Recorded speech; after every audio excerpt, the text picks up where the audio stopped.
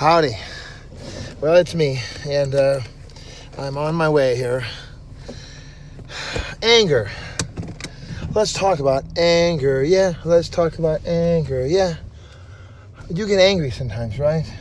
Why do you get angry? What is anger all about? Well, let's do a deep psychoanalytical analysis of anger. One of my former students there, taught school about 20 years, and this gal, she just told me her mom. I asked, how's mom? She said, oh, she died last August 16th, she said. So mom passed away. I met that 30-year-old woman when she was in kindergarten. How about that? Been a long time, baby, a long time. Well, let me just say to you kindly, if I may, that anger, there are reasons to get angry. Anger stems from hurt.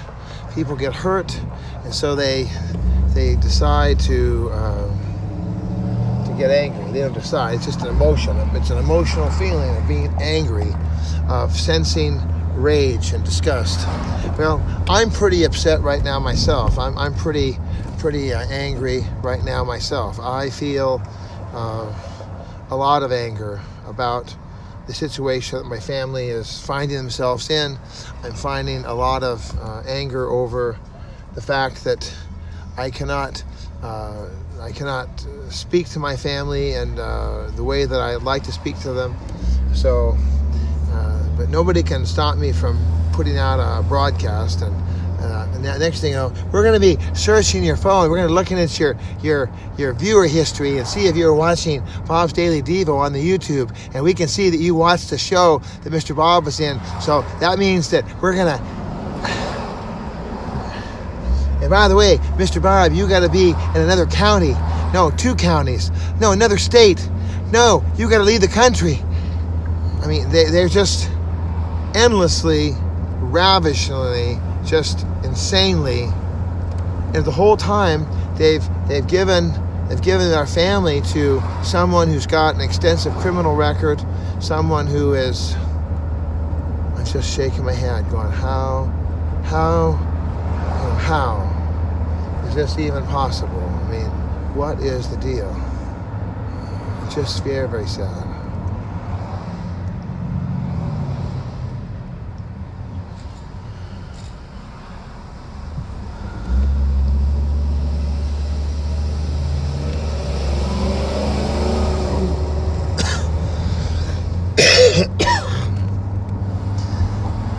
A wise person once told me, they said, hey, sometimes there's a reason to get angry.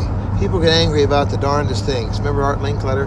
You probably don't remember him, but he was on in the 1950s, early 60s, and children say, I think he said, children say, maybe he said kids. I want to say he said children. Children, I think he said kids, though. Kids say the darndest thing. Kids or children. Yeah, my grandmother, I remember, I wanted to say, hey, this kid says, oh, a goat? Because a kid is a name for a baby goat. Oh, a goat said something to you? I'm like, no, Grandma, my friend Johnny. Oh, he's a goat now, is he? I said, no, he's not a goat, Grandma, he's just... help me, Lord. So, but kids say the darndest thing. That's what he used to, I'm pretty sure that's what it was. This sounds better. Children say the darndest things. And, of course, darndest is short for the other D word, which we don't normally say. So,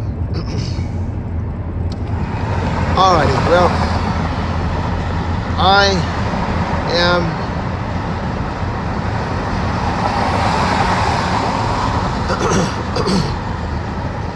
saw the Chipperoony. I did a little salute to the Chipperoony there, put down the tinted glass window. I've got a letter in my file that will allow me to have the window, but I think he caught somebody. I think he's trying to do something. Let's see.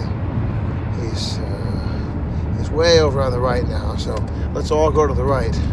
Let's see what happens here. If he's going to get off, or what's he going to do? He's getting off. Good, he's gone.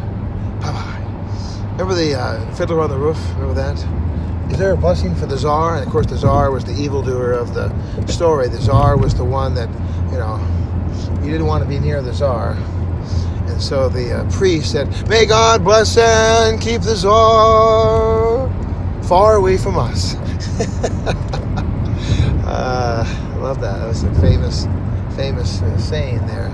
May God bless and keep us all far away from us. I should be really happy right now. I mean, I got some freedom. I don't have any responsibilities really, other than to work every single second of my life that I can work. I don't have any other responsibilities really, but I feel a sense of sadness and depression and some anger and mostly just horror at the way my life is right now. I discovered yesterday about Bethany Rose that she is going to be God's miracle.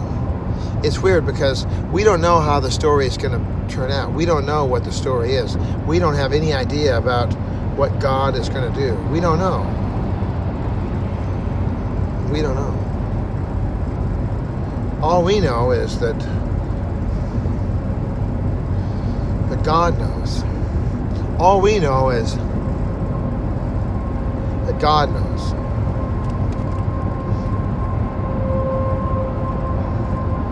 Well,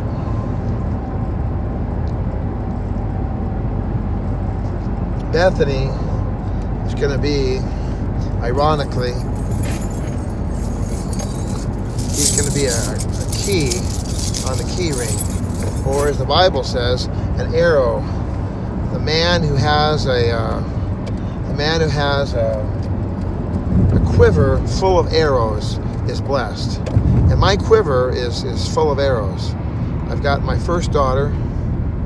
I've got Micah and Amy. I've got Bethany, and I've got 2 stepchildren. So see, there's the youngest one, the oldest one, Micah, Amy, 2 stepchildren, and then Bethany has 6. I have 6 children. That's pretty amazing. That's pretty cool. 6 kids.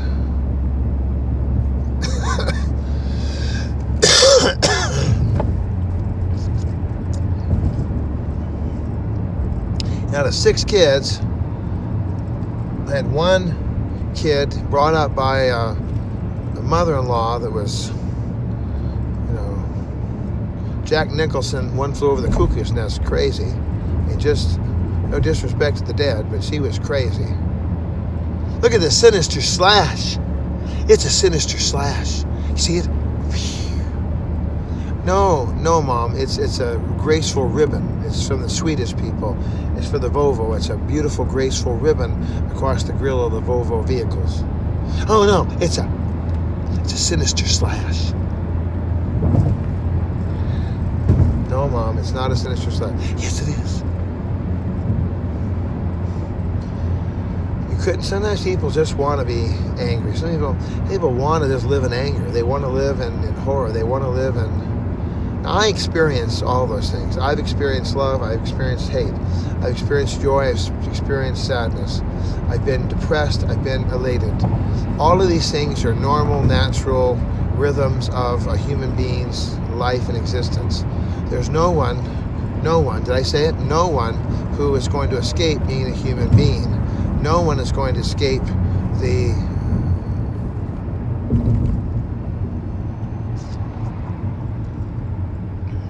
pain and the ecstasy of life.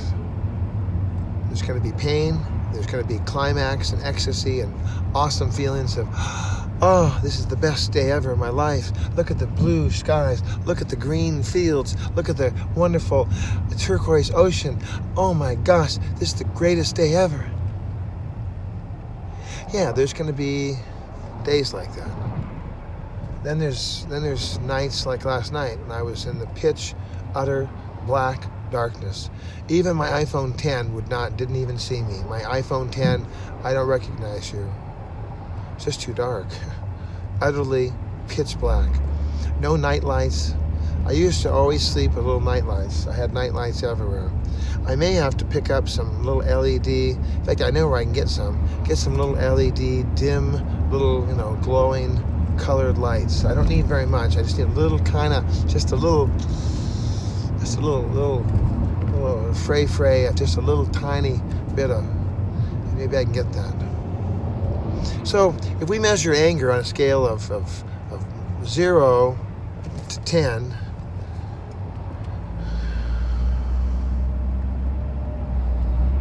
I have been all of those things. So have you. Even babies. Babies are really good at it. You ever had a 3-year-old have a meltdown? My daughter Amy, who sits in the seat next to me here, not right now, but when she sits here, when she was just 2.5, 3 years old, she had a meltdown. She was screaming and crying and kicking and biting and scratching. Let me out of here. And, kids can buckle their own seat belts, but unbuckling, that's kind of tough. So she was kind of locked in there. She couldn't get out. And I was like, let me out of here. Let me out of here. So, where are you going to go, Amy? You can't go in here. I'll go home. Well, how are you going to get home? We're pretty far. I will find a way. And it's like, I remember when the social worker finished her interview with my daughter, she said, let me help you out, little girl. Let me help you out, little girl. We're going to help you out, little girl. And my daughter said, I said, what? She said, well, I don't want you to get lost. Little girl, I don't want you to be lost. My daughter looked, she said, I don't get lost. No, I don't get lost.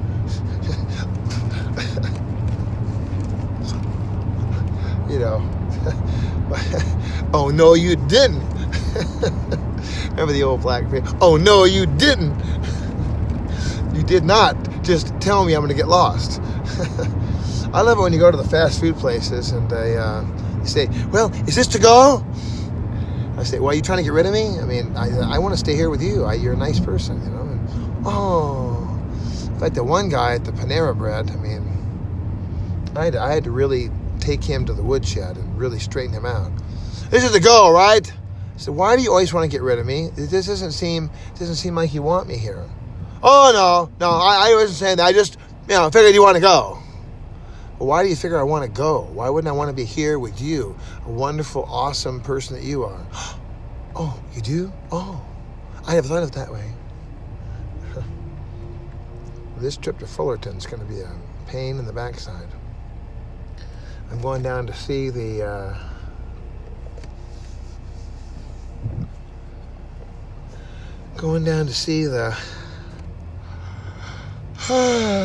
Sue and Art, new members of the team.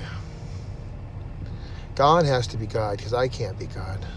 God has to be God because I cannot be God. God has to be God. I can't figure this out. I cannot get through this. This is not my, I can't do this. This is just so...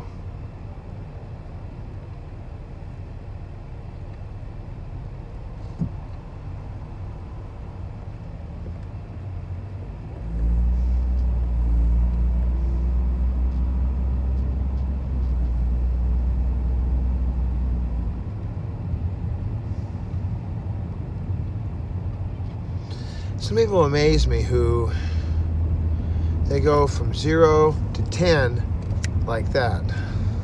Over maybe a cup of spilt milk. Maybe I had to work on a window today, and the window, I could not get the window out because they built some really beautiful blinds. They built it in to the window frame in such a way that there wasn't enough room to pull the window out. I don't think they even thought about that, but yeah, the window needs to be able to come out. So I tried to chip and gnaw and claw, and I did my best. I finally decided I had to take radical measures. I had to take my hacksaw. Hacksaw's a very thin blade. It's made for cutting plastic pipe and metal pipe, and so I cut a section of the sill off. It wasn't the original sill. It was artificial casement for the blinds. And then tomorrow when I go, I will take some finishing nails. I'll take 2 finishing nails and just tap it down real nice and that will be that. Well, this woman I work for today, she was reasonable. She was very reasonable. She was, tip the hat, okay, Bob, you got it, no problem. I worked for another woman one time, and she had a similar thing. The window had to be dismantled in order to get to the workings of the window. But this is an old craftsman home, and so I had to take apart. I had to take there's a little bit of veneer that was on the outside. I had to take that off. I took the one off the end. It was very, very small. It was like smaller than the face of my phone here. and it split. The wood was so brittle and old, it just flaked in half. All right, well, no problem, because I'll just take a finishing nail and some glue, and it'll be fine. So I took apart the underneath. They had another piece of board, which was the plate rail, and then had routed edges in it. So I came off okay, of course. And then I took off the next section of the board, and then underneath that there was two covings, beautiful covings, and those were cut super, super tight. They had like a little weak point, like less than 1/4 of an inch it was. And I thought, well, that is they split because they're just so weak. It's just a little tiny thin part was so weak. Oh my God, I'm out of time. Love you, bye.